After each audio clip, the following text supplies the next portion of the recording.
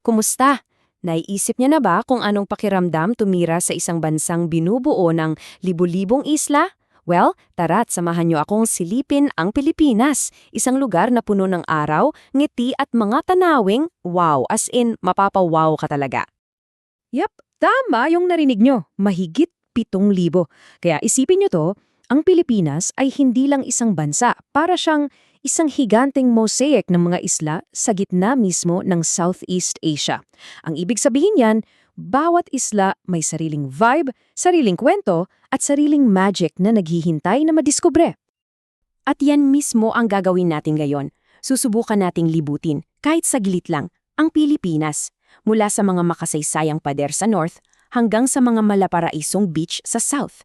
Alamin natin kung ano ba talaga ang sekreto kung bakit kakaiba ang lugar na to.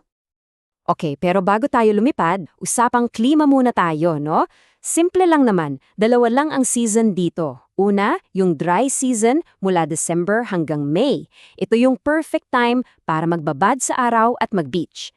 Tapos, pagdatong ng June hanggang November, yan na ang wet season. Dito naman, grabe, lahat ng paligid sobrang luntyan at ang sarap sa pakiramdam ng ulan. Pero don't worry, kahit tag-ulan, sumisili pa rin ang araw.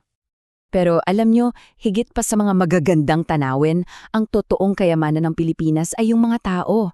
Kilalang kilala ang mga Pilipino sa buong mundo dahil sa kanilang pagiging warm at hospitable.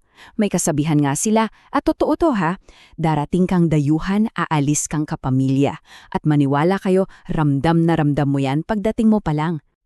At ang puso ng kulturang yan ay isang salita, bayanihan. Ito yung spirit of community, yung pagtutulungan. Hindi lang to basta salita ito yung nakikita mo sa totoong buhay. Mula sa simpleng pag-aalok ng tulong sa kapitbahay hanggang sa sama-samang pagbangon kapag may problema. Ito yung dahilan kung bakit napakatibay ng konsepto ng pamilya at komunidad sa kanila. At syempre, hindi kumpleto ang anumang paglalakbay kung walang pagkain. Ang Filipino food, isa siyang adventure para sa panlasa mo.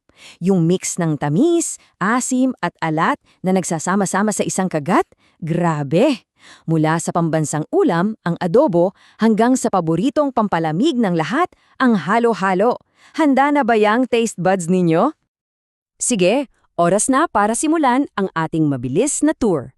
Hahatiin natin ang biyahe sa 3 malalaking grupo ng isla, Luzon, Visayas at Mindanao. Simulan na natin sa pinakamalaki. Tara! Okay, first stop natin, Luzon. Ito yung sentro ng gobyerno, ekonomiya at kasaysayan. Dito yung makikita yung, alam niyo yun, magulo pero sobrang buhay na Maynila, kung saan literal na magkatabi yung luma at bago. Sa Luzon, mapapanganga ka sa hagdan-hagdang palayan ng Banawe. Isipin nyo, parang hagdan paakyat sa langit na inukit lang gamit ang mga kamay, libu-libong taon na ang nakaraan. Makikita mo rin dyan ang Bulkang Mayon na may perpektong cone shape. At kung gusto nyo ng onting time travel, pasok lang kayo sa loob ng mga pader ng Intramuro sa Maynila. Okay, mula sa matatayog na kabundukan ng Luzon, lipad naman tayo papunta sa puso ng Pilipinas, ang Visayas. Kung ang hanap ninyo ay yung mga postcard perfect na beach, well, you've come to the right place. Sigurado akong narinig nyo na ang Boracay, 'di ba? Yung buhangin doon parang pulbos sa puti at pino. Sa Bohol naman, andon ang mahiwagang Chocolate Hills. Libu-libong maliliit na burol na nagiging kulay tsokolate pag tag-araw. At sa Cebu, pwede nyong bisitahin ang Cruz ni Magellan, yung mismong tanda ng pagsisimula ng Kristyanismo sa bansa. At para sa huling hinto natin, punta tayo sa tinatawag na Land of Promise, ang Mindanao. Isa itong rehiyon na sobrang yaman, hindi lang sa likas na yaman kundi pati na rin sa kultura. Para sa mga naghahanap ng adventure, ito na yon. Sa Mindanao, pwede niyong akyatin ang Mount Apo, ang pinakamatayog na bundok sa buong Pilipinas. Kung gusto niyo naman ng adrenaline rush, subutan niyo yung whitewater rafting sa Cagayan de Oro.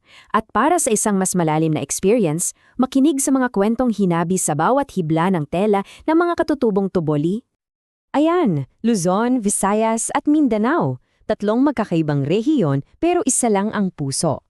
Dito, nakita natin kung paano magkayakap ang kasaysayan at kalikasan at kung paano ang bawat bisita ay tinatanggap hindi bilang turista lang, kundi bilang kaibigan. Kaya ngayon, siguro gets niyo na kung bakit ang sikat na tagline ng bansa ay "It's more fun in the Philippines." Kasi hindi lang siya slogan totoo siya. Kung ano man ang trip mo, adventure, relaxation o history, may kakaibang saya na dito mo lang talaga mahahanap. Kaya ibabalik ko sa inyo ang tanong. Pagkatapos ng mabilis nating paglalakbay, kung bibigyan kayo ng pagkakataon, saan nyo gustong magsimula? Sa makasaysayang Luzon? Sa mga perpektong beach ng Visayas? O sa adventure na dala ng Mindanao? Pag-isipan nyo yan.